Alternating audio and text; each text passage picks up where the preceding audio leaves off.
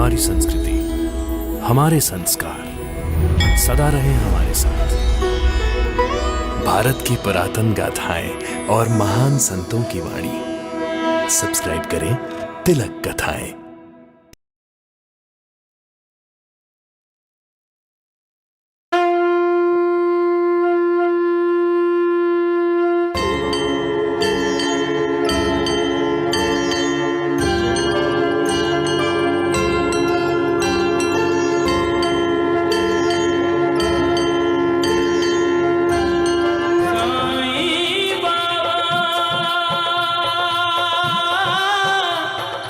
साईं बाबा जय साईं बाबा जय साईनाथ।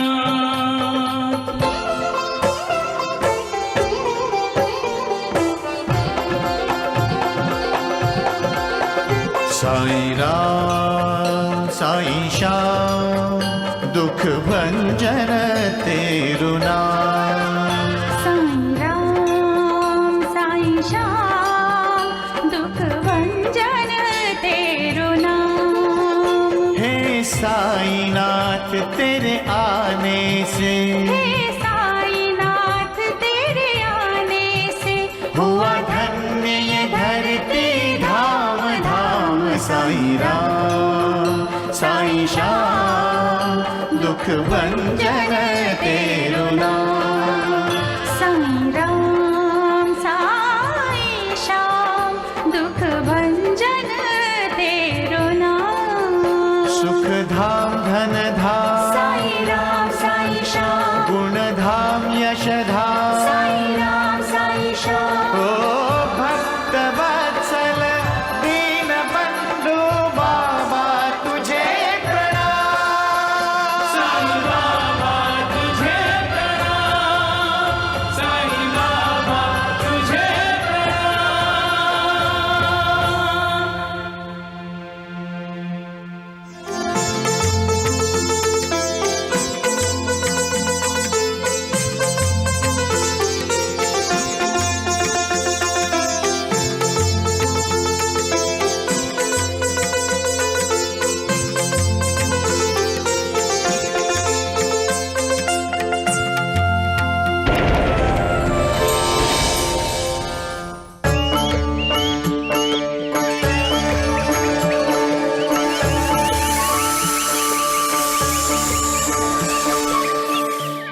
अब मैं किसी के बहकावे में नहीं आऊंगा। आप सचमुच अनाथों के नाथ हैं, भक्तों के उद्धारक हैं, सबके तारनहार हैं, हमारे दुखों के निवारक हैं, हम सबके मालिक हैं आप। वो ज्योतिष आचार्य बृहस्पति जी ने उसका भविष्य देखकर बताया कि वो बच्चे को जन्म देते ही मर जाएगी। तो मैंने सोचा क्यों ना अभी से रमाकांत की दूसरी शादी कर दूं। अहंकार में ग्रस्त होकर ये बृहस्पति कहता है कि वो कभी झूठ नहीं बताता।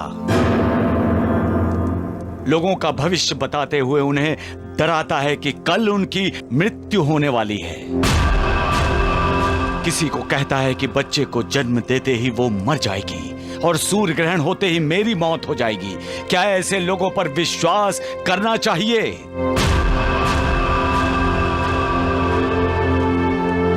क्या जन्म मृत्यु पर किसी इंसान का अधिकार है? सबका मालिक वो तय करता है कि कौन कब और कहां जन्म लेगा और कौन कब और कहां मरेगा। अब ये बृहस्पति कभी किसी के भविष्य में झांकेगा तक नहीं, सिर्फ ईश्वर की भक्ति करेगा। मुझे आशीर्वाद दीजिए साईं बाबा, मुझे आशीर्वाद दीजिए।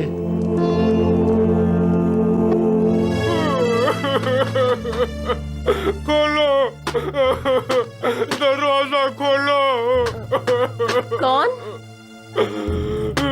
खोलो, दरवाजा खोलो। कौन है? खोलो।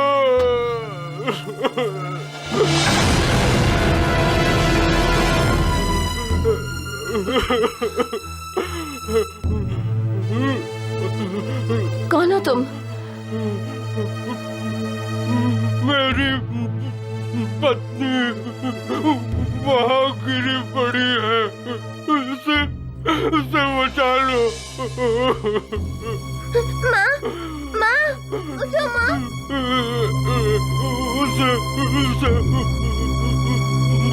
उसे बचा लो।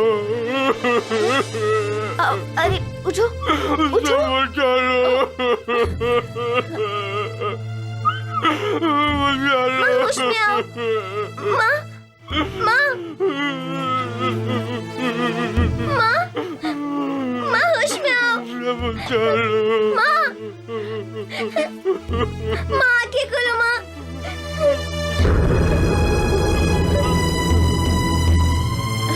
माँ, उठो माँ, माँ, होश में आओ, उठो माँ, माँ, आंखें खोलो माँ।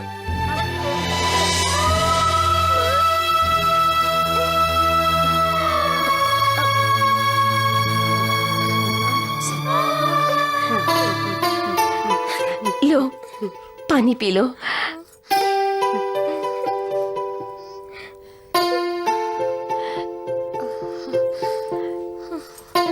तुम अब ठीक हो ना बहन? नहीं, मेरी माँ ठीक नहीं है। हमने 3 दिन से खाना नहीं खाया। क्या?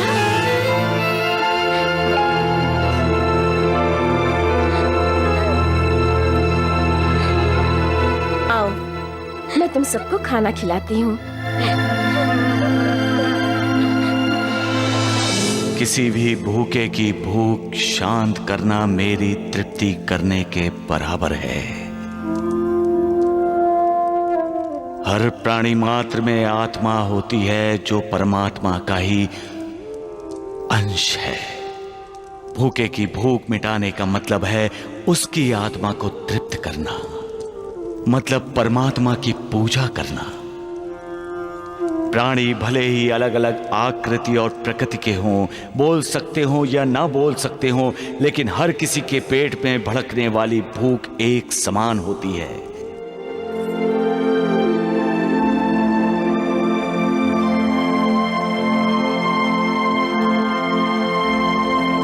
इस सत्य को हर किसी को जान लेना चाहिए कि जो भूखे को भोजन कराता है वो असल में मुझे ही भोजन कराता है। सबका मालिक एक। बहन, आज तुमने पेट भर खाना खिलाकर हम लोगों को अपना दास बना लिया। ऐसा मत कहिए, मैंने कोई उपकार नहीं किया, बल्कि अपना आतिथ्य धर्म निभाया है। आपकी भूख प्यास मिटाकर मैंने तो भगवान की पूजा की है। बहन, साईं बाबा भी कहते हैं जो भूखे प्यासे की भूख प्यास मिटाता है वो असल में उनकी भूख प्यास मिटाता है। साईं बाबा? कौन साईं बाबा? वो अपने आप को भगवान नहीं मानते, लेकिन वो इंसान के रूप में भगवान ही है। अगर साईं बाबा भगवान है तो क्या वो मेरे बाबा को ठीक कर देंगे? जरूर ठीक कर देंगे। उन्होंने बहुत सारे चमत्कार किए हैं, कई लोगों की जिंदगी बदल दी है उन्होंने। तुम्हारे पिताजी को भी वो नई जिंदगी दे देंगे। तुम इन्हें लेकर शिरडी जाओ, और यहाँ याद रखना, जो साईं बाबा पर विश्वास रखता है, उन पर श्रद्धा रखता है, उनका हमेशा कल्याण ही होता है। हम शिरडी जरूर जाएंगे। हम साईं बाबा की शरण में जरूर जाएंगे। मेरी शरण में जो कोई आता है मैं उसका उद्धार करता हूं। मैं सदा अपने भक्तों के अधीन रहता हूं, अपने भक्तों का दास हूं मैं। श्रद्धा और विश्वास से किया हुआ एक नमस्कार भी मेरे लिए काफी है, जो हमेशा मेरी कथाओं का, मेरी लीलाओं का स्वयं वाचन करता है और दूसरों को सुनाता है, मेरा गुणगान करता है, उसका मैं कल्याण करता हूं। जो मुझे भक्ति से एक पत्ता, एक फूल, एक फल या जल भी अर्पण करता है, मैं स्वीकार करता हूं और अपने उस भक्त का उद्धार करता हूं। सबका मालिक एक। अरे राम राम राम है, ये देखो है? अरे तांगे वाले, तांगे में घोड़ा लगा है या गधा है? अरे तेज क्यों नहीं चल रहा है टांगा? क्योंकि घोड़ा नाराज है, टांगे में गधे बैठे। अरे गधे नहीं, गधा बैठा है मूर्ख। अरे क्या किया? अरे सत्यानाश हो जाएगा। नहीं हो। राम राम। लंगड़े, दिखाई नहीं देता तुझे? हैं? मरना चाहता है तो किसी कुएं में छलांग लगा दे। हाँ बिल्कुल। मेरे बाबा ठीक से चल नहीं सकते, बोल नहीं सकते, इसीलिए रास्ते से हट नहीं सके। कोई बात नहीं, अभी हटो, चलो हटो। हमें शिरडी जाना है। क्या ये रास्ता शिरडी जाता है? शिरडी? आप शिरडी क्यों जा रहे हैं? साईं बाबा के दर्शन करने के लिए किसी ने हमें बताया था कि वो मेरे बाबा को ठीक कर देंगे। राम राम राम। देख रहे हैं द्वारिकानाथ जी, ये ढोंगी साईं शिरडी का नाम बदनाम कर रहा है। तो क्या आप लोग साईं बाबा को जानते हैं? अच्छी तरह जानते हैं उस ढोंगी पाखंडी को। वो सबको अपनी बातों में फुसलाता है? अरे ना तो वो वैद्य है ना डॉक्टर, वो तुम्हारे इलाज कैसे करेगा? बिल्कुल। अरे शिरडी जाने से तो अच्छा है किसी सरकारी अस्पताल में चले जाओ, तुम्हारा इलाज हो जाएगा, वरना मर जाओगे। चलिए जी आगे आप। हाँ हाँ चलो। रे जी, वो लंगड़ा है, उसे टांगे में बिठा ले। अरे चुप कर मूर्ख, नहीं तो तुझे भी उतार दूंगा। चले बाबा। नहीं, अगर साईं बाबा ढोंगी है, पाखंडी है, तो हम साईं बाबा के पास नहीं जाएंगे। हम वापस चलते हैं। अब मैं किसी सरकारी अस्पताल में जाकर अपना इलाज कराऊंगा।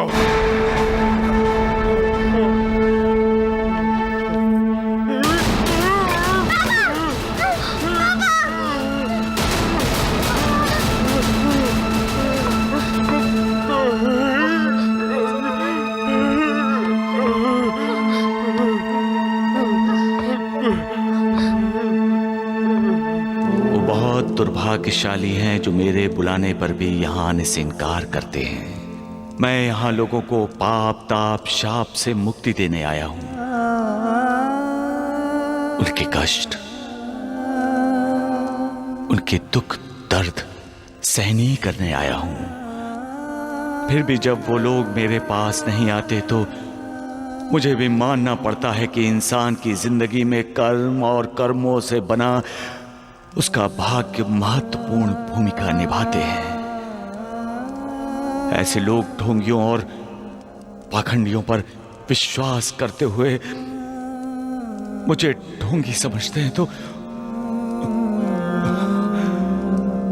दुख होता है श्यामा मुझे। मैं लोगों को नई उम्मीद नई आशा दिलाने आया हूं, लेकिन लोग मुझे निराश करते हैं।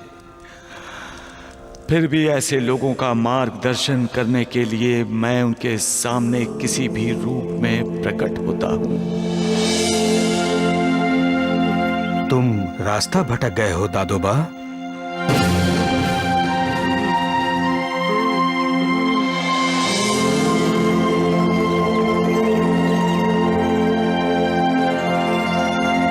आप मेरा नाम जानते हैं? मैं सब कुछ जानता हूँ बेटे। तुम तो शिरडी जा रहे थे ना? इधर किधर जा रहे हो? आपको कैसे मालूम है कि हम शिरडी जा रहे हैं? मुझे सब पता होता है बेटी। इसलिए इंसान जब रास्ता भटक जाता है तो उसे सही रास्ता दिखाने के लिए मैं आ जाता हूँ। जाओ बेटे, शिरडी जाओ। बेटे, वो लोग खुशनसीब होते हैं जिनके दरवाजे पर खुशनसीबी दस्तक देती है और वो झट से दरवाजा खोल देते हैं। तुम्हारे दरवाजे पर तो खुद मालिक दस्तक दे रहे हैं बेटे। जाओ शिरडी जाओ। नहीं, नहीं, मैं अस्पताल जाऊंगा। मैं अस्पताल जाऊंगा। मैं अस्पताल जाऊंगा। मैं अस्पताल जाऊंगा। बहुत बदनसीब हो तुम। उन भिखारियों को खाना खिला दिया? वो भिखारी नहीं थे माँ जी, वो तो अतिथि थे। तो तुम अब मुझे शिक्षा दोगी? साईं बाबा कहते हैं कि दरवाजे पर आया हुआ याचक कभी खाली हाथ वापस नहीं जाना चाहिए। साईं बाबा, तो तुमने उन भिखारियों को भी साईं बाबा के बारे में लंबा चौड़ा भाषण दे डाला? वो सबका मालिक है, वो लोगों को नई जिंदगी देता है। अरे अपने बारे में सोच मनहूस, तू भी तो मरने वाली है।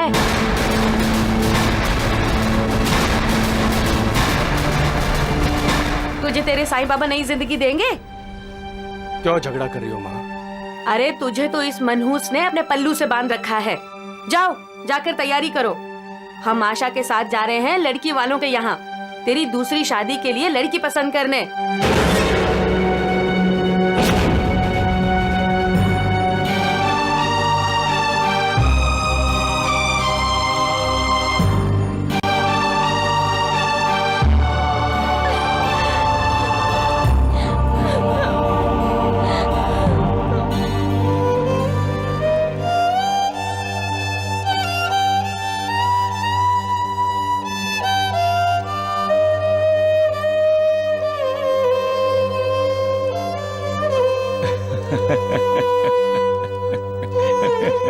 देवा, ये क्या आभासाएं? लेकिन गुरुजी, इनकी आंखों में आंसू हैं। साईं बाबा, आप हमें डरा क्यों रहे हैं? मैं भला क्यों डराने लगा आपको? मैं तो मालिक की लीला पर हंस रहा हूं। और क्या बाबा? मालिक के बनाए मर्द पुरुष की हालत पर तरस आ रहा है मुझे। ऐसा क्यों साईनाथ? सर्वश्रेष्ठ रचनाकार है वो,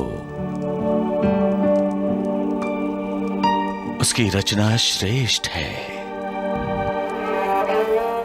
जरा पुरुष को देखो। मर्द। एक औरत मर्द को जन्म देती है जिसे वो मां कहता है। दूसरी औरत उसका जन्म जन्म तक साथ देती है जिसे वो पत्नी कहता है। मां उसे 9 महीने पेट में रखती है। पत्नी पुरुष के सारे अपराधों को पेट में रखती है। मां मर्द को जिंदगी देती है और पत्नी मर्द की जिंदगी बनाती है। मर्द को जन्म देने के बाद मां को लगता है कि उसका अपना जीवन सार्थक हुआ, वो संपूर्ण स्त्री बन गई। वही मर्द जब शादी के बाद अपनी पत्नी से एक रूप हो जाता है तो पत्नी को लगता है कि वो संपूर्ण स्त्री बन गई, उसकी जिंदगी सार्थक हो गई। मां और पत्नी दोनों औरतों का जिंदगी में एक अहम स्थान है। ये दोनों औरतें इस पुरुष के लिए ही जीती हैं और साथ साथ उस पर अपना हक भी जताती हैं। जब ऐसी नौबत आती है तब इन दोनों औरतों के बीच पुरुष मजबूर हो जाता है। वो ना अपनी मां को नाराज करना चाहता है ना अपनी पत्नी को। उसकी हालत त्रिशंकु की तरह हो जाती है।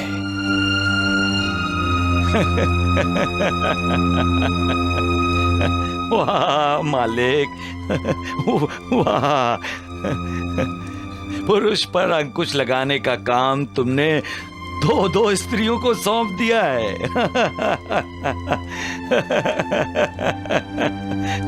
सबका मालिक एक। मैं अपना घर का पूरा काम अधूरा छोड़कर आई हूँ। अब मैं अपने घर जाऊंगी। अरे ये भी तो तुम्हारा ही घर है। नहीं बहना, ये घर अब रमाकांत की होने वाली नई दुल्हन का घर है। अरे मैंने रमाकांत से तो पूछा ही नहीं। क्यों रमाकांत, तुम्हें अपनी होने वाली दूसरी दुल्हन कैसे लगी? उससे क्या पूछती हो, मैंने तो उसे देखते ही हाँ कर दी थी। आशा बहन, मैं तो यही चाहती हूँ कि चटमंगनी पट ब्याह हो जाए।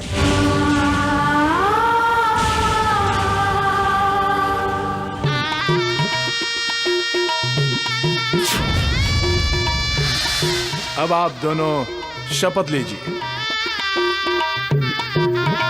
मैं हर सुख दुख में अपनी पत्नी का साथ दूंगा। मैं हर सुख दुख में अपनी पत्नी का साथ दूंगा। मैं अपने कर्तव्य से कभी पीछे नहीं हटूंगा। मैं कभी अपने कर्तव्य से विचलित नहीं होऊंगा। स्वाहा। तुम लड़की वालों से कह दो जल्दी से जल्दी शादी का मुहूर्त निकाल लें। हमें शादी की बहुत जल्दी है। किसी की आंखों में आंसू देखकर हमें उसका मजाक नहीं उड़ाना चाहिए। हमें उसकी आंखें पोंछनी चाहिए और वो कैसे हंसे उसका प्रयत्न करना चाहिए। किसी को दुख, दर्द, पीड़ा और वेदना देना आसान है, लेकिन किसी को सुख देना, उसे सुखी करना उतना ही मुश्किल है। हो सके तो उसका दुख बांट लो, फिर देखो जिंदगी कैसे मुस्कुराती है। क्योंकि तब मालिक की दुआ तुम्हारे साथ होगी। सबका मालिक एक।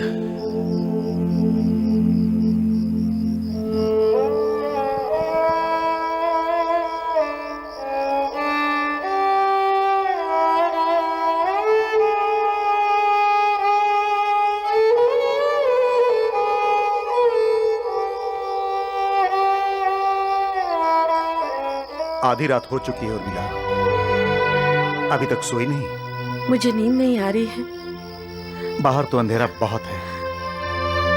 क्या देख रही हो? मैं इसी अंधेरे को घूर रही हूँ। अब ये अंधेरा मुझे अपना कोई रिश्तेदार नजर आता है। वो क्यों? बिल्कुल ऐसा ही अंधेरा मेरे मन में छाया हुआ है। इस अंधेरे ने मेरे भविष्य को निगल लिया है और ये अंधेरा अब मुझे भी निगल जाएगा। ऐसा कभी नहीं होगा उर्मिला। उजाला आते ही अंधेरे का नामो निशान मिट जाएगा। हमारी जिंदगी में भी सूर्योदय होगा। कब कब होगा हमारी जिंदगी में सूर्योदय? और हम कब तक इंतजार करते रहेंगे? हमारी जिंदगी के अंधेरे तो और भी गहरे होते जा रहे हैं।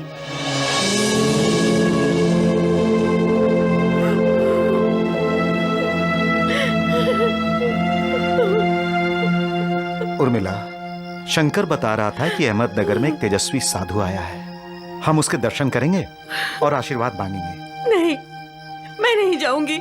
क्या तुम्हारा साधु संतों पर विश्वास नहीं रहा? साधु संतों के पास जाकर आशीर्वाद लेने का मतलब है अपनी सोनी कोख का ढिंढोरा पूरे गांव में पीटना। नहीं, मैं नहीं जाऊंगी। क्यों? अब भगवान ही नहीं चाहते कि मैं माँ बनूं, तो ये साधु क्या करेगा? सिर्फ मुझ पर तरस खाएगा, दया की भीख देगा। और आज तक कितने साधुओं के पास हम गए हैं, कितनों के आशीर्वाद लिए हैं, कितनों के आगे गिड़गिड़ाए, लेकिन क्या हुआ? कुछ नहीं। मैं मां नहीं बनी, मेरी सुनी को सुनी रह गई। मुझे भगवान सामने मिलेंगे तो मैं पूछूंगी कि मुझे मां नहीं बनाना था तो औरत क्यों बनाया? मालसापति, जब कोई मालिक को दोष देता है, उसे गुनहगार बताता है, तो मुझे दुख होता है। मालसापति, अपने कर्मों के लिए कोई मालिक को जिम्मेदार कैसे ठहराता है? मालिक दयालु है, वो हर किसी पर दया करता है। उसकी कृपा दृष्टि हर किसी पर होती है, लेकिन कर्म फल पर वो भी हस्तक्षेप नहीं कर सकता।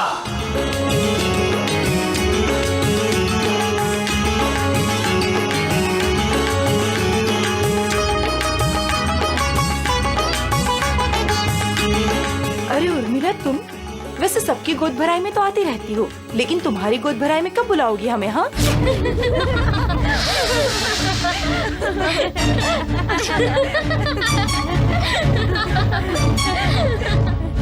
वैसे कितने साल हो गए तुम्हारी शादी को?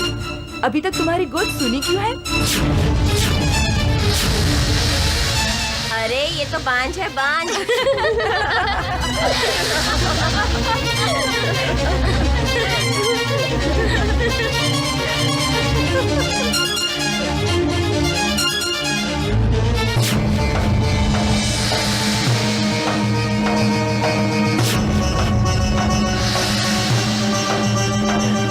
अग्गू भाई, ये मालकिन को क्या हो गया?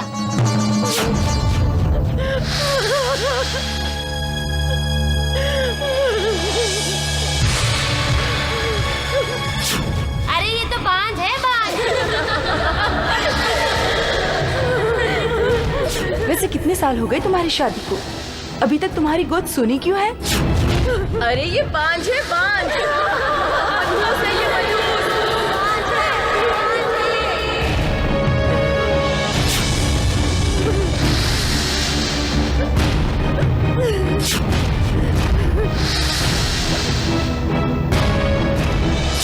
उर्मिला, जी आ गए आप? लो ये रख लो। ये क्या है? जहर। जहर? अरे भाई, तुम्हारे देवर शंकर ने दिया है। मेरे देवर को घर में जहर मंगवाने की क्या जरूरत पड़ गई? अरे भाई, हमारे रुई और अनाज के गोदामों में चूहे बहुत हो गए हैं, उसके लिए है ये। ठीक है। और हाँ, जहर बहुत असरदार है। लाओ दो, मैं संभाल कर रख दूंगी। बहुत असरदार है ये जहर।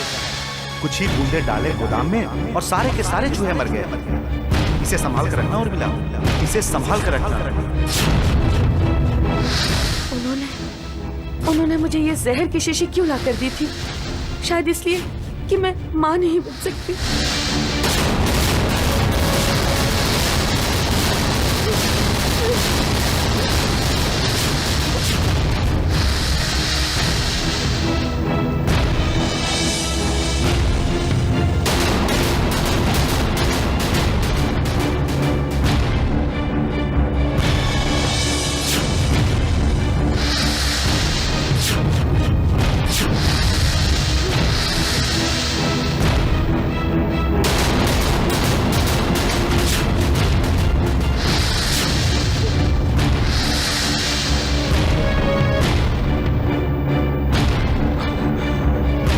दामुअन्ना, कहाँ हो तुम? शंकर, जो तुम सौदा करने के लिए गए थे, उस सौदे का क्या हुआ?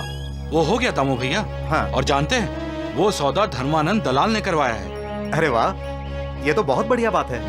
दामुअन्ना, सौदेबाजी बाद में कर लेना, पहले अपनी पत्नी उर्मिला के पास जाओ। अगर ये सौदा धर्मानंद दलाल ने करवाया है, तो हम उसके जरिए और भी सौदे करेंगे। जी भैया।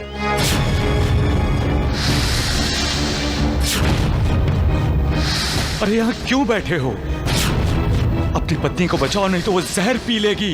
गोदामों की क्या हालत है? चूहे तो अब नहीं रहे ना। अगर हमें चूहों को हमेशा के लिए खत्म करना है, तो फिर हमें गोदामों में एक बार और जहर छिड़कवानी पड़ेगी।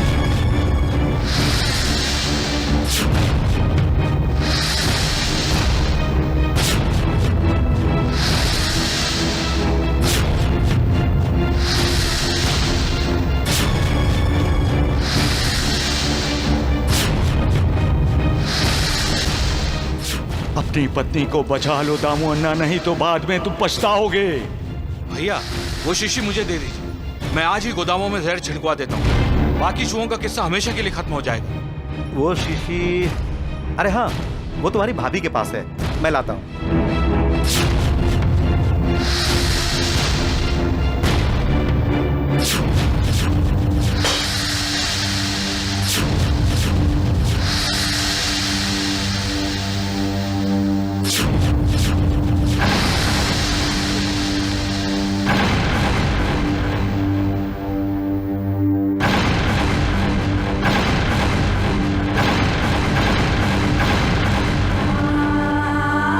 क्या करने जा रही थी उर्मिला?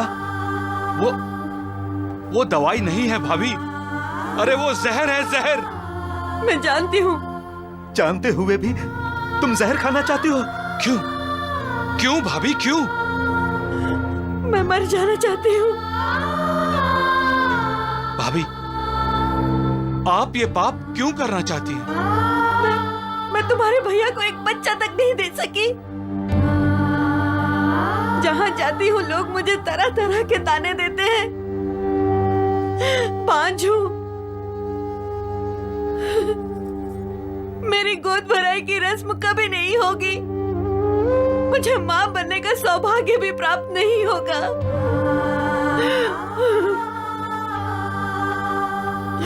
तो फिर क्या फायदा इस जिंदगी का? खत्म कर दूंगी मैं अपनी जिंदगी, इसीलिए मर जाना चाहती हूँ। अब मर जाने दीजिए मुझे, मर जाने दीजिए। उर्मिला, भगवान पर भरोसा रखो, उसके घर में देर है पर अंधेर नहीं। वो बहुत दयालु है, वो हम पर कृपा जरूर करेंगे। मुझे भगवान पर विश्वास है। फिर भी अगर तुम जहर पीना चाहती हो तो हम दोनों एक साथ जहर पिएंगे। तुम मेरा साथ छोड़ना चाहती हो, लेकिन मैं तुम्हें नहीं छोड़ सकता।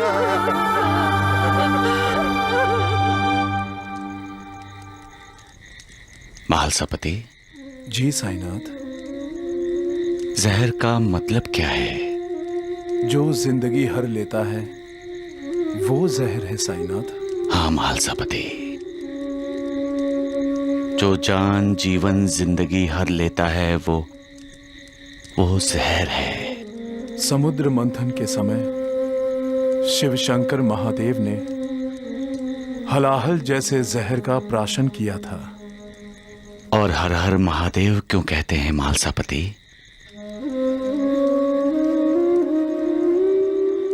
हलाहल जैसे भयंकर विष महादेव शिव शंकर ने हर लिया।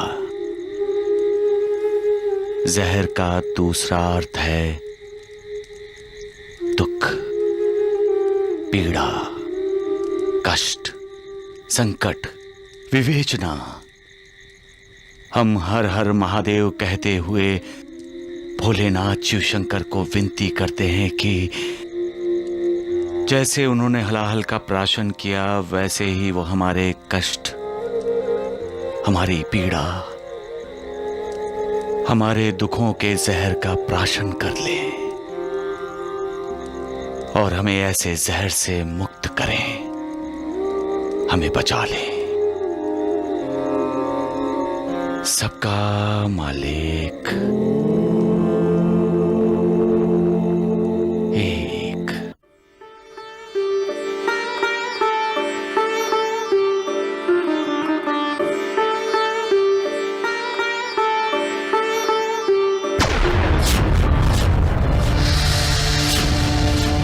ये मनहूस किसे चिट्ठी लिख रही है? जब तक ये मुझे पोता नहीं दे देती, इसके मरने का भविष्य किसी को पता नहीं चलना चाहिए। इसके माँ बाप को तो बिल्कुल भी नहीं।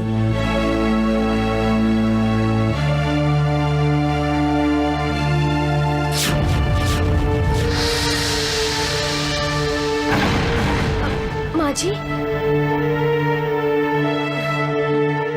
आदरणीय नाना और तीर्थ रूपी सौभाग्यवती नानी, आपकी बेटी मैना का आपको सादर प्रणाम।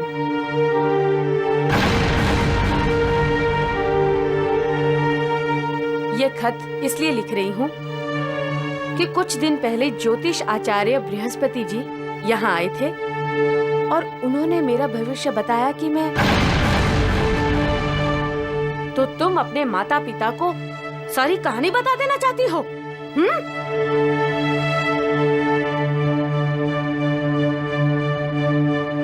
माँ जी, ये चिट्ठी मुझे दे दीजिए।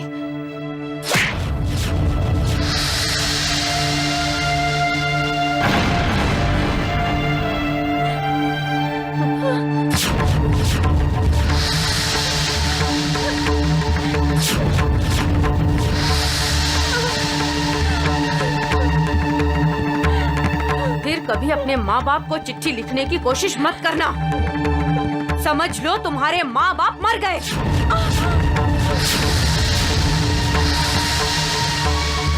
इस घर की बात इस घर से बाहर नहीं जानी चाहिए, समझी?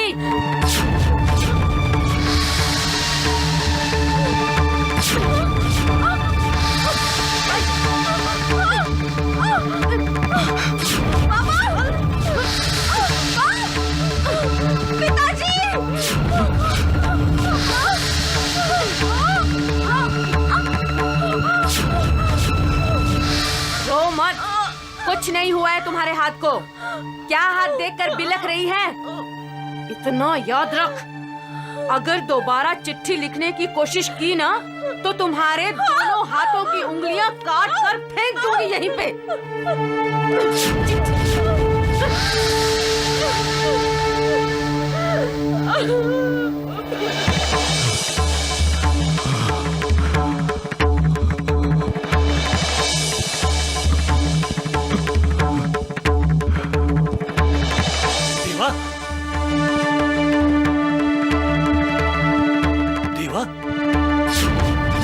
माँ, गुरुजी, बाबा का हाथ जल रहा है।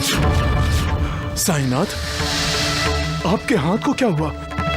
ये धुआं क्यों निकल रहा है?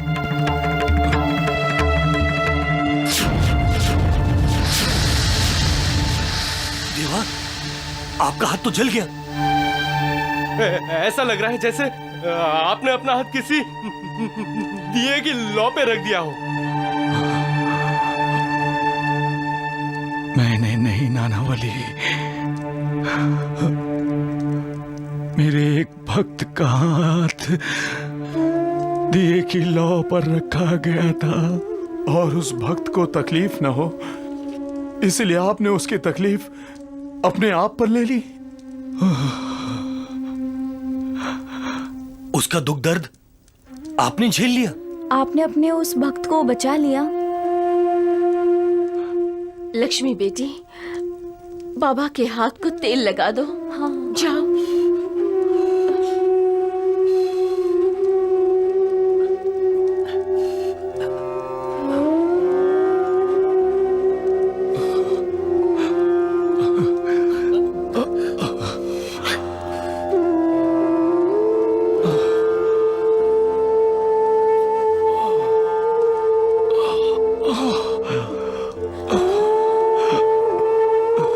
साईनाथ, बहुत तकलीफ हो रहा है।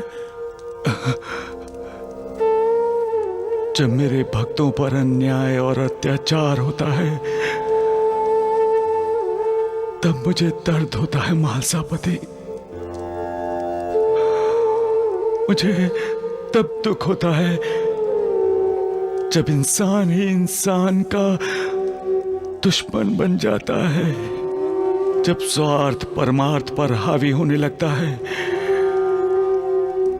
तब मैं दिल ही दिल में बेचैन हो जाता हूं और जब आसक्ति मोक्ष मुक्ति को तिलांजलि देती है तब मैं मारे दर्द के परेशान हो जाता हूं।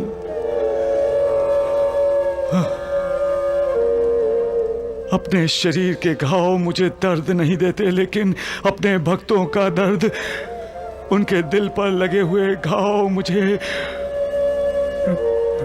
रुला देते हैं।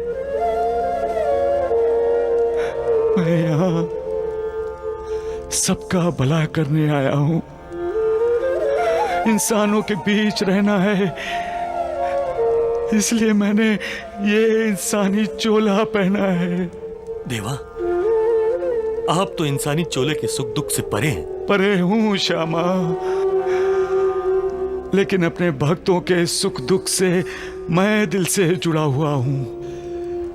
इसलिए मेरे भक्तों के सुख दुख मेरे सुख दुख हैं। जब वो खुश होते हैं श्यामा, तो मैं खुश होता हूं। जब वो मुस्कुराते हैं तो मैं मुस्कुराता हूं। अपने भक्तों को जब दुख तकलीफ होती है तो मेरी आंखें भर आती हैं। मालिक का बनाया कर्मों का बंधन मैं तोड़ नहीं सकता, वरना हर किसी के नसीब का दुख दर्द मैं ले लेता। लेकिन अपने कर्मों के भोग तो हर किसी को भोगने ही पड़ते हैं। ये दुनिया बड़ी जालिम है महासापति, स्वार्थी है, निर्दयी है। कभी कभी मुझे ऐसा लगता है कि शरीर की मर्यादा में रहकर मैं मालिक का दिया हुआ काम पूरा कर भी सकूंगा। अगर मैं काम पूरा न कर सका तो इस शरीर के नाश होने के बाद भी मुझे शिरडी में ही निवास करना होगा। लोगों का दुख दर्द दूर करने के लिए, उन्हें करुणा देने के लिए, उन्हें सन्मार्ग पर लाने के लिए मुझे मृत्यु के बाद भी शिरडी में ही रहना होगा।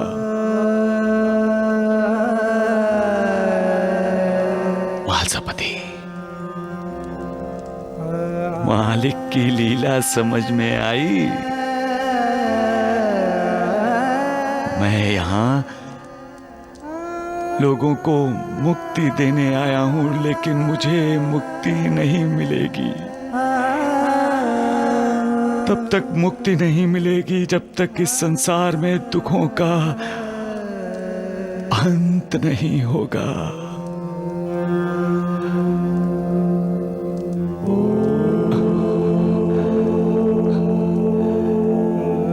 सबका मालिक एक।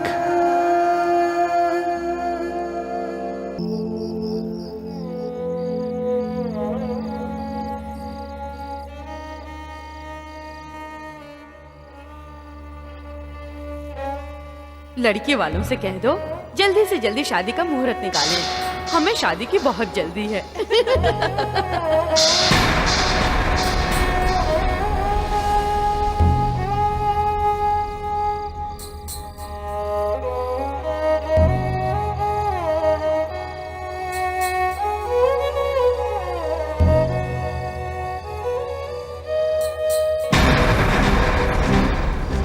आपकी दूसरी शादी मैं सहन नहीं कर सकती। आपको शादी करनी ही है तो मेरी मौत के बाद कर लीजिएगा।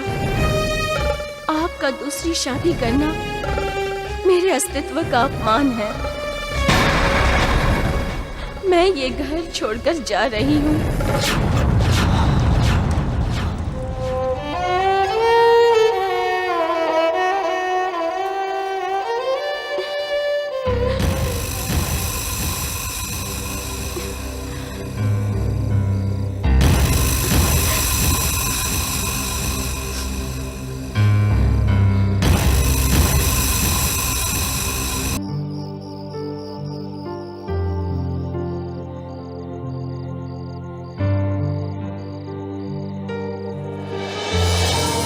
नाना, नाना,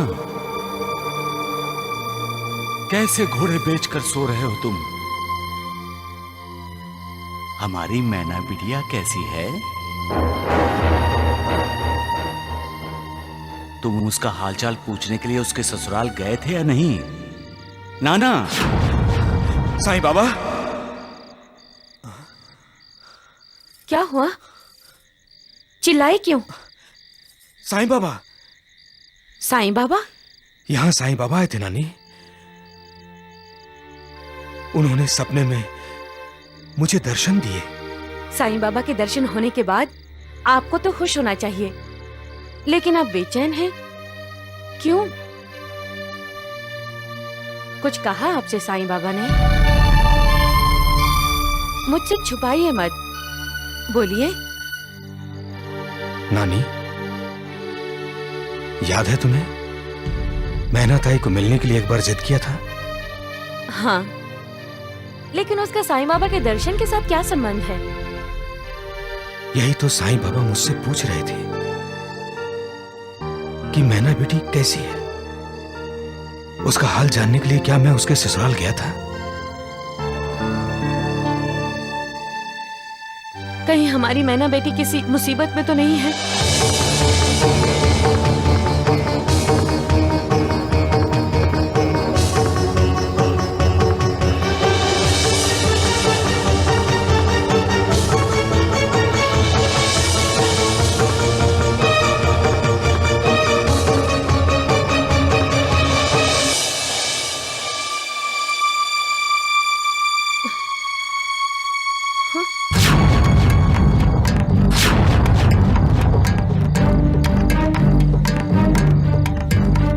रमाकांत, अरे ओ रमाकांत! क्या हुआ माँ? क्यों नींद खराब कर रही हो चिल्ला चिल्ला कर? अरे घर में आग लगी हुई है और तू है जो सोना चाहता है। आग? अरे अक्ल के अंधे, मेरी बहू तुम्हारी पत्नी बिस्तर पर नहीं है, देखो। अरे उस कलमुई ने कहीं कुएं में कूद कर अपनी जान तो नहीं दे दी? ऐसा मत कहो माँ। अरे जाकर ढूंढ उसे, जा जल्दी ढूंढ के ला उसको, वापस लेकर आ।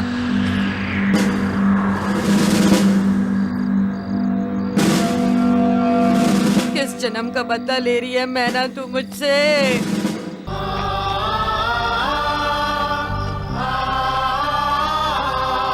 मैना, मैना,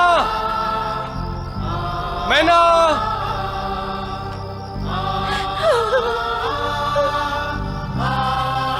मैना, मैना! कहाँ गए होगे मैना? अगर उसने अपनी जिंदगी के साथ कुछ कर लिया होगा तो मैं अपने आप को कभी माफ नहीं करूंगा।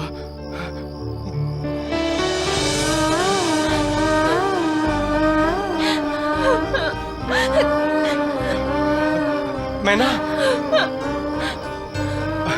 मैना, शुक्र है तुम मिल गई।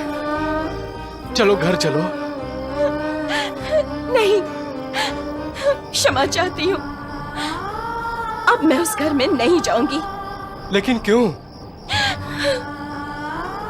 एक स्त्री हर अपमान सह सकती है, लेकिन अपने पति की दूसरी शादी वो कभी बर्दाश्त नहीं कर सकती। मुझे जाने दीजिए, जाने दीजिए। मैं तुम्हें ले जाने आया हूँ। चलो घर चलो, मुझ पर विश्वास करो। मैं तुम्हारी कसम खाकर कहता हूँ, मैं कभी दूसरी शादी नहीं करूंगा।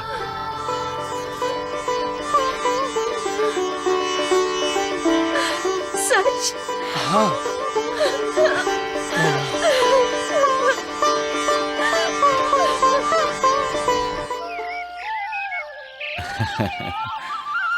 बाबा, आज आप बहुत खुश नजर आ रहे हैं। जब बाबा के भक्त खुश होते हैं तो बाबा भी खुश होते हैं। साईनाथ, ईश्वर कब खुश होता है? इस सृष्टि की रचना में अहम भूमिका निभाने के लिए ईश्वर के भेजे हुए पति पत्नी को जब एक दूसरे के प्यार का साक्षात्कार होता है तब ईश्वर खुश होता है। शादी की बुनियाद विश्वास है महालसापति। जब पति पत्नी जान जाते हैं कि दोनों का एक दूसरे पर अटूट विश्वास है तब मालिक खुश होता है। पति पत्नी के बीच जो भी गलतफहमियां होती हैं, जब वो सब गलतफहमियां दूर हो जाती हैं तब मालिक को खुशी होती है। और जब मालिक खुश होता है तो ये दुनिया खुश होती है। मंद मंद हवा चलती है जो हमें आनंद देती है। फूल खिलते हैं, पेड़ पौधे डोलते हैं, पंछी किलबिलाते हुए यहाँ से वहां, वहां से यहाँ उड़ाने भरते रहते हैं। समुंदर में लहरें नाचती हैं, आकाश खुश होकर बादलों का जामा पहन लेता है। मौसम ऐसा खुशगवार होता है कि रोते हुए के चेहरे पर भी खुशी झलकने लगती है। देवा, आप तो कवि बन गए। जो न देखे रवि वो देखे कवि।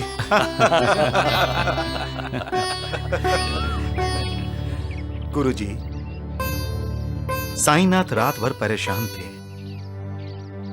बाबा का कोई भक्त परेशानी में था। हाँ, अब तो उसकी सारी परेशानियां दूर हो गई होंगी बाबा। अब मेरे उस भक्त की परेशानियां बढ़ेंगी सगुन। मालिक मेरे भक्त की परीक्षा ले रहा है और मेरे भक्त को उस परीक्षा में खरा उतरना होगा। सबका मालिक एक। बाबा साईं बाबा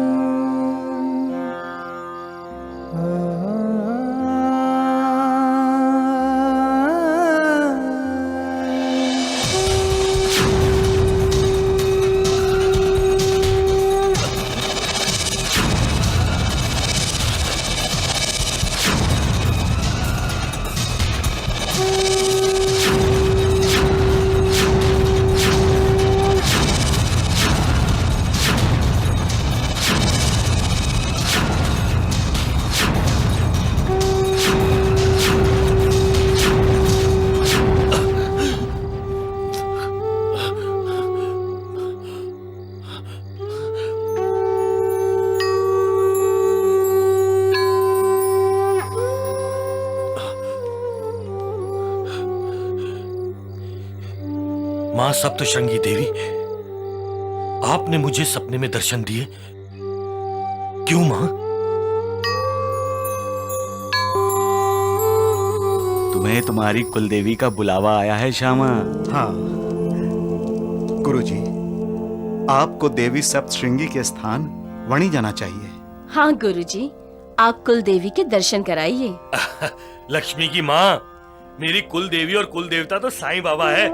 मुझे कहीं जाने की जरूरत नहीं। ऐसा नहीं कहते श्यामा।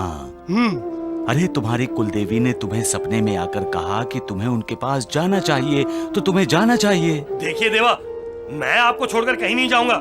वणी यहाँ से दूर नहीं है गुरुजी। अरे भाई, लोग तो अहमदनगर से चले आते हैं कुलदेवी के दर्शन करने के लिए। कुछ भी हो बाबा, मैंने आपके दर्शन कर लिए, समझो मैंने कुल देवी के दर्शन कर लिए।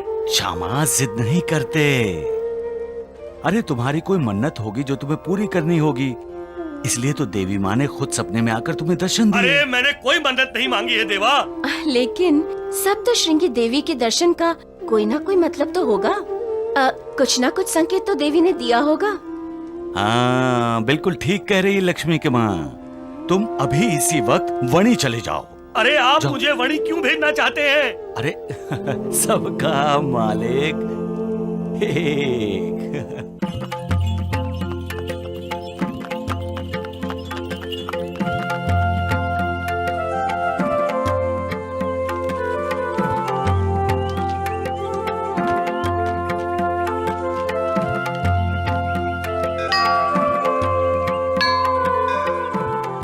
यही वणी है उर्मिला। वहां पहाड़ के ऊपर देवी का मंदिर है। कहते हैं मंदिर तक जाने के लिए 600-700 सीढ़ियां चढ़नी पड़ती हैं। उर्मिला, तुम्हारा साधु संतों पर विश्वास रहा नहीं, लेकिन देवी देवताओं पर तो विश्वास होगा। भाभी, सप्तशृंगी देवी के यहाँ जो मांगो मिल जाता है। देवी सबकी मन्नत पूरी करती है। हाँ, जय देवी माँ। जय दुर्गा।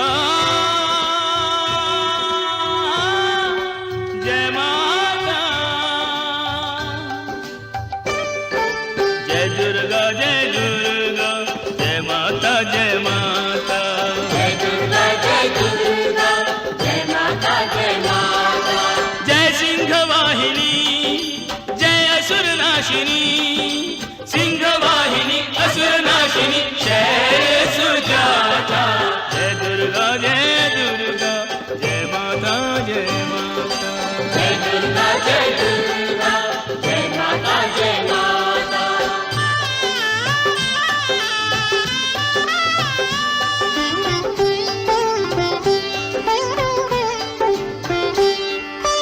आद्याशक्ति अजन्मा अभिनव रूप धरे, दिव्यायुध संयुक्ता भय दुख दूर करे।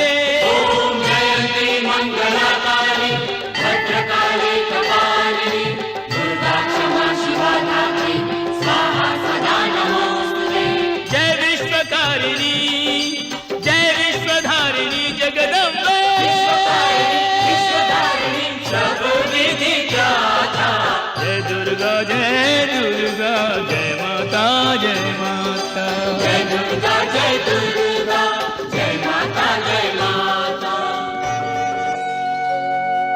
आपने मुझे बुलाया और मैं हाजिर हो गया माँ, लेकिन मुझे नहीं पता आपने मुझे क्यों बुलाया और किस लिए। मालिक की लीला कोई नहीं जान सकता। सप्तशृंगी माँ के दर्शनों के लिए लोग दूर दूर से यहाँ आते हैं। जी, आप कहाँ से आए हैं? शिरडी से। और आप? अहमदनगर से। लोग तो अहमदनगर से चले आते हैं कुलदेवी के दर्शन करने के लिए। अच्छा, साईं बाबा ने इनके लिए मुझे भेजा है यहाँ पे। श्यामा, ये तो तुम्हें जानना ही था, क्योंकि तुम्हारे और मेरे 72 जन्मों के संबंध हैं। यहाँ आकर लोग अपना दुख भूल जाते हैं, क्योंकि वो अपने दुखों का बोझ माता के चरणों में रख देते हैं।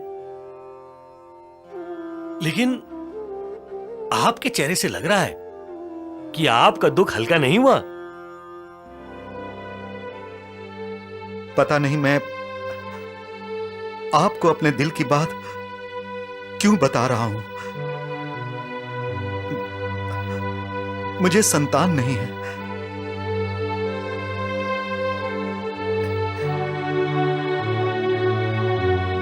ये मेरी पत्नी है उर्मिला। हमारी शादी को बहुत साल हो गए, लेकिन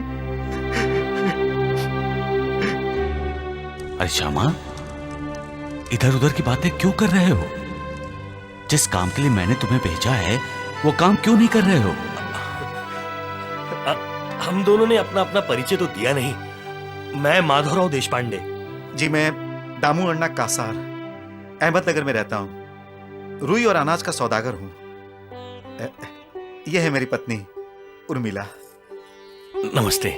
और यह है मेरा छोटा भाई शंकर। नमस्ते। वो इनकी? जी नहीं, वो हमारी नौकरानी है। दामू अन्ना जी। जी। आप मेरी एक बात मानेंगे? जी कहिए। आप अभी मेरे साथ शिरडी चलिए। शिरडी? क्यों? साईं बाबा के दर्शनों के लिए। साईं बाबा? साईं बाबा शिरडी के चलते बोलते देव हैं। विठोबा है, श्री राम है, वो ईश्वर है, मालिक है, भगवान है वो। शिरडी आज तीर्थ क्षेत्र बन गया है उनके कारण। शिरडी ही पंढरपुर है, काशी है। जिस चीज पर उनकी कृपा हुई है उसका उद्धार हुआ है। दामू अन्ना, आपका भी उद्धार होगा। एक बार आपने साईं बाबा के दर्शन कर लिए तो आपको ऐसा लगेगा जैसे आपने साक्षात भगवान के दर्शन कर लिए।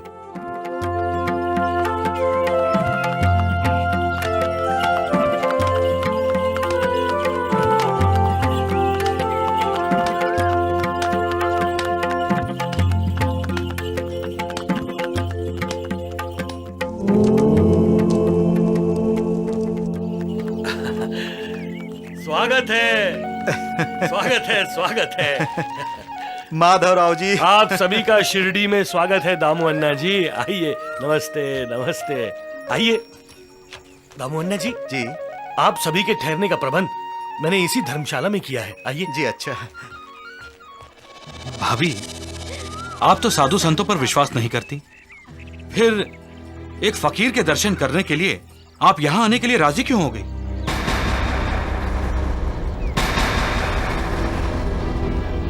जैसे हमारा अनाज का दलाल है ना धर्मानंद, वैसे ही मुझे ये माधव राव साईं बाबा का दलाल लगता है, जो पैसे वाले लोगों को बहलाता फुसलाता है और साईं बाबा के पास ले जाता है। भाभी, मुझे तो इस साईं बाबा पर जरा सा भी विश्वास नहीं। आगे आपकी मर्जी। दामोदर जी, कैसा लगा आपको प्रबंध? आपने रहने का प्रबंध बहुत अच्छा किया है। अब आप विश्राम कीजिए जी, हम शाम को द्वारिका माई चलेंगे। नहीं माधवराव जी, हम अभी साईं बाबा के दर्शन करेंगे। लो भाभी, दामू भैया ने माधव राव की दलाली तो कर दी पक्की। जैसे आपकी इच्छा। आइए आइए। वत्सला, हाँ? तुम यहीं धर्मशाला में रुक जाओ, सामान की देखभाल करो, हम साईं बाबा के दर्शन करके आते हैं। आइए दामोदर जी, आइए। हाँ, चलिए।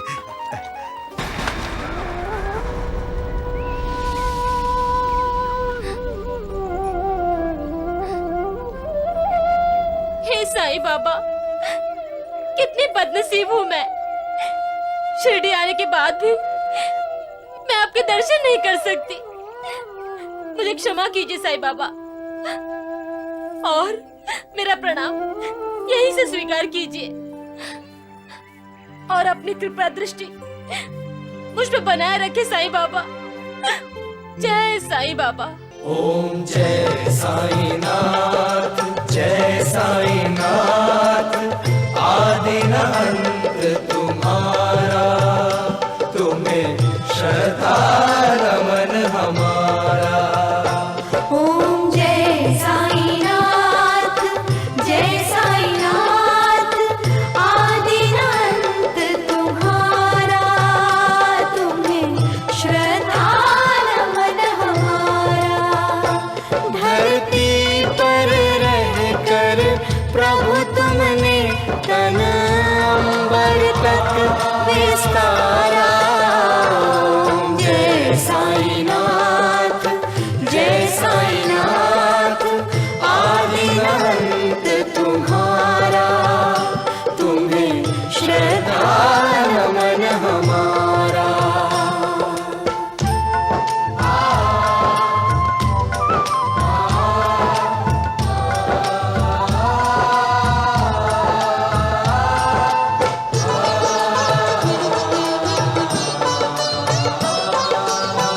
मेरु समान बृहद वक्षस्थल और भुजदंड दिशाएं, उन्नत भाल विशाल सुलोचन, पद वैकुंठ लजाए। उन्नत भाल विशाल सुलोचन, पद वैकुंठ लजाए। प्रभु तुम हो जहाँ, रहता है वहाँ उजियारा है उजियारा। ओम जय साईनाथ, जय साईनाथ, आदि अंत तुम्हारा, तुम्हें श्रद्धा नमन हमारा। ये तो मैंने पहला फकीर देखा है भाभी, जो अपनी आरती करवाता है। बड़े बड़े पाखंडी देखे, लेकिन ये तो सबसे ऊपर है। जिसके मन में विश्वास है उसे पत्थर में भी भगवान नजर आते हैं, और जिनके मन में विश्वास नहीं होता उन्हें सामने खड़े भगवान भी पत्थर नजर आते हैं। विश्वास श्रद्धा का ही दूसरा रूप है। जहां श्रद्धा है वहां विश्वास है, और जहां विश्वास है वहां श्रद्धा है। ईश्वर को, मालिक को, भगवान को श्रद्धा और भक्ति की आंखों से ही देखा जाता है।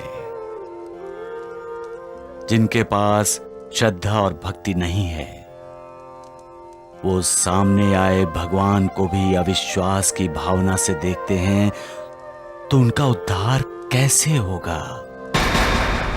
अगर भगवान को पाना है तो अपने आप को पूरी तरह से समर्पित कर दो उसे। जो निर्विकार है उसे हम विकारों के अधीन होकर कैसे पा सकते हैं? भाषण अच्छा देता है। भाभी देखिए भैया कैसे सम्मोहित हुए जा रहे हैं। सबका मालिक एक।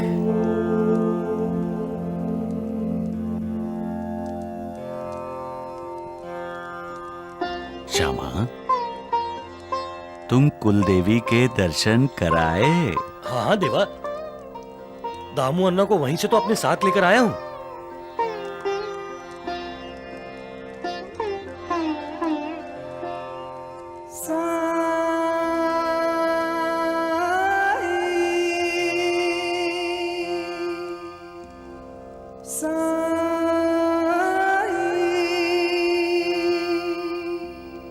साईं बाबा,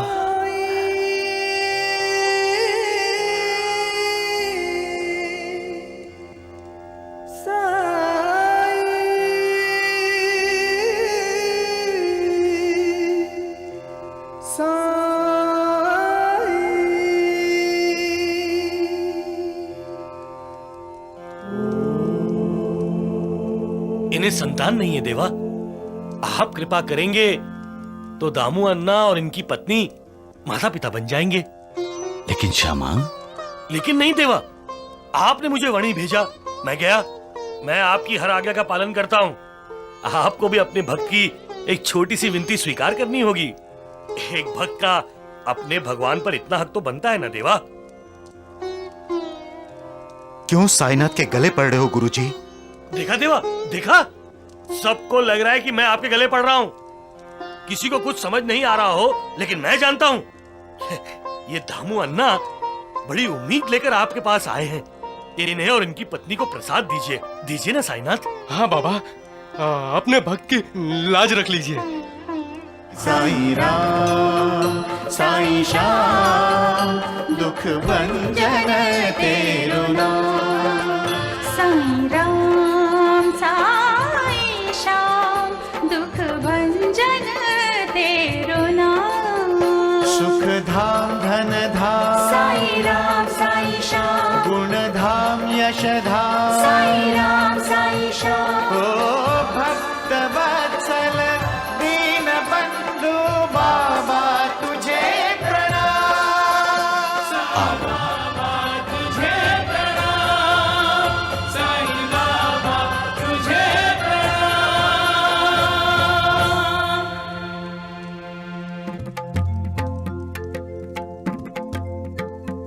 देवा, आज आपने दिखा दिया कि भगवान अपने भक्त का शब्द कभी झूठा नहीं होने देते। आपको कोटि कोटि प्रणाम देवा, कोटि कोटि प्रणाम। दामू अन्ना, आप लोग बहुत भाग्यशाली हैं जो आप लोगों को साईं बाबा का कृपा प्रसाद मिला है। आपकी पत्नी ये प्रसाद खा ले, बस आप दोनों को संतान होगी और आप दोनों माता पिता बन जाएंगे, है ना साईं बाबा? इतना विश्वास है आपको साईं बाबा पर? अगर भैया भाभी इस कृपा प्रसाद से माता पिता नहीं बने तो?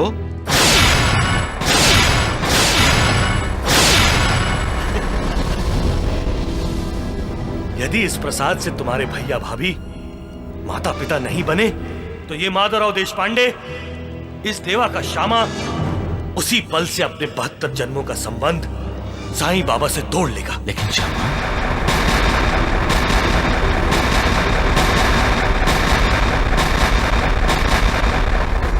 सबका मालिक एक। आप वो साईं बाबा का दिया हुआ नारियल का कृपा प्रसाद सच में खाएंगी?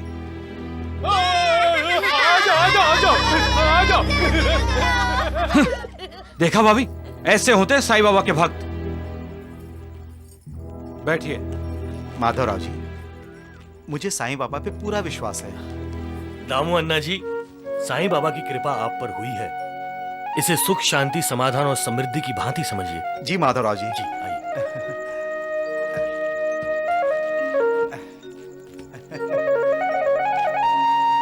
जय साईनाथ।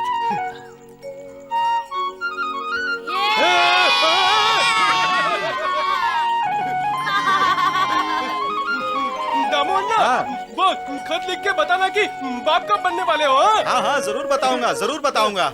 खत जरूर लिखिएगा। हाँ भूलिएगा नहीं। और लड्डू भेजना, लड्डू। हाँ। जय साईनाथ। जय साईनाथ। अरे माधवराव जी, हम लोग चलेंगे अहमदनगर दामू अन्ना के घर लड्डू खाने। दामू अन्ना बाप बनने वाले हैं, बाप बनने वाले।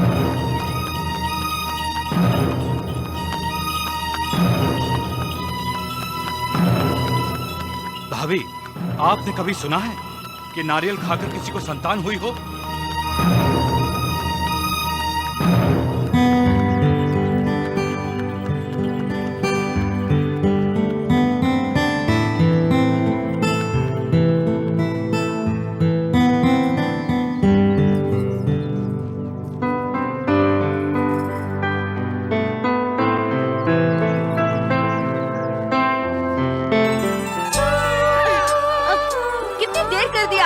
आपके बच्चे ने रो रो के मेरे नाक में दम कर दिया। लीजिए संभालिए इसे, संभालिए इसे। रोने का नहीं, रो नहीं, चुप हो जाओ।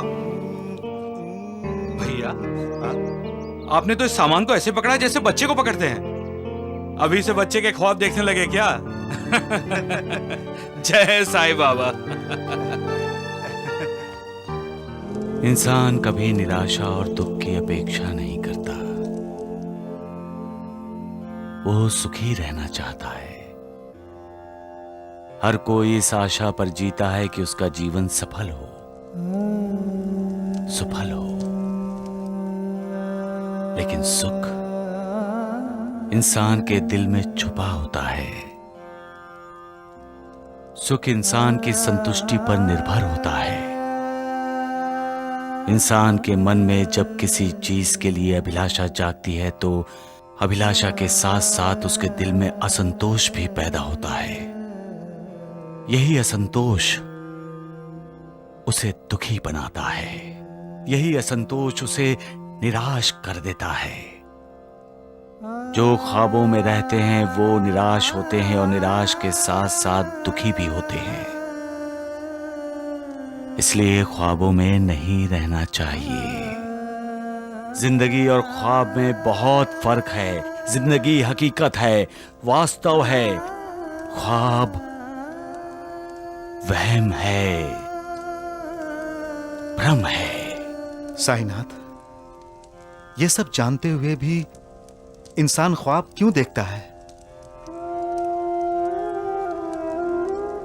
और वो दुखी भी रहता है मालसापति। इंसान को ये जान लेना जरूरी है कि हम जो सोचते हैं जरूरी नहीं वो हमेशा सच ही हो। कभी कभी तो वो नहीं होता जो हम सोचते हैं। मालिक ने किसके भविष्य में क्या लिखा है कोई नहीं पढ़ सकता। सबका मालिक एक। वत्सला जी, तुम्हें घर जाने के लिए 7 दिन की छुट्टी चाहिए थी ना? जी ठीक है, तुम आज ही चली जाओ। ठीक है जी। अच्छा सुनो, हाँ? ये देखो नारियल, ये साईं बाबा का कृपा प्रसाद है। क्या है? कृपा प्रसाद। ये नारियल खाने से मैं माँ बन जाऊंगी। अब नारियल खाकर बच्चे होने लगेंगे। सब पाखंड है। अच्छा सुन, ये ले ले, पकड़ इसे।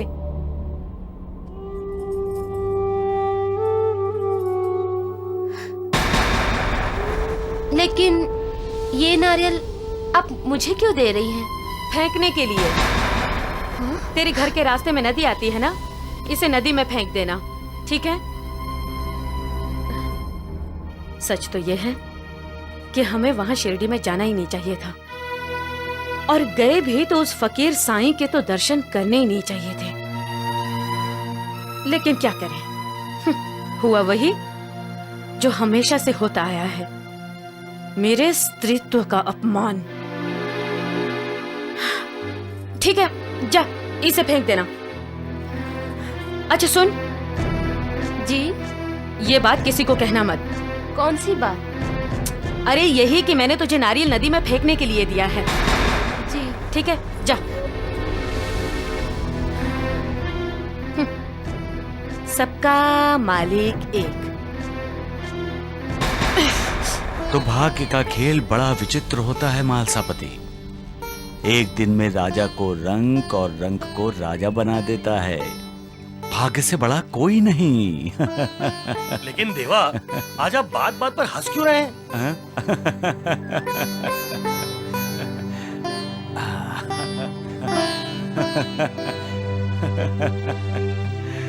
मैंने एक इंसान को अपने भाग्य को ठोकर मारते देखा है।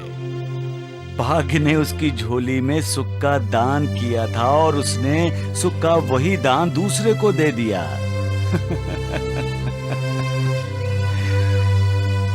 जब दुख पलड़े में आता है तो इंसान अपने आप को बदनसीब क्यों कहता है? क्यों रोता है वो? क्यों मालिक को दोष देता है? इंसान ये क्यों भूल जाता है कि दोष उसका है, अपराधी वो खुद है।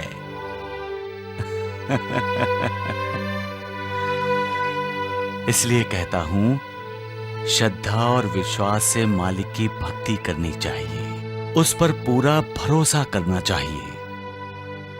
इंसान के कमजोर मन को भक्ति सशक्त बनाती है और सशक्त मन कभी दुविधा में नहीं पड़ता, कभी मालिक पर अविश्वास नहीं रखता, और तब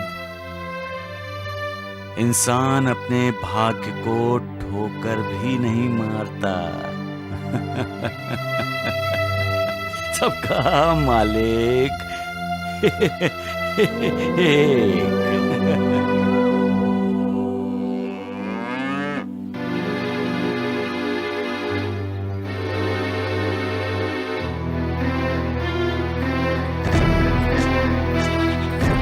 रुक जाओ,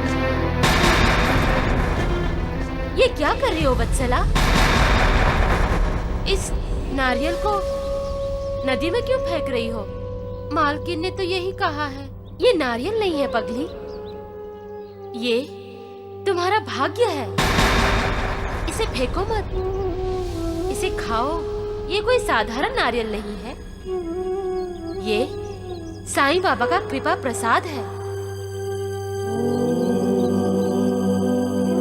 तुम्हारी भी शादी हुए तो कई साल हो गए, तुम भी तो अब तक माँ नहीं बनी। ये नारियल तुम्हें संतान देगा। इसे श्रद्धा से खाओ और साईं बाबा पे विश्वास रखो, तुम्हारा कल्याण होगा, तुम माँ जरूर बनोगी।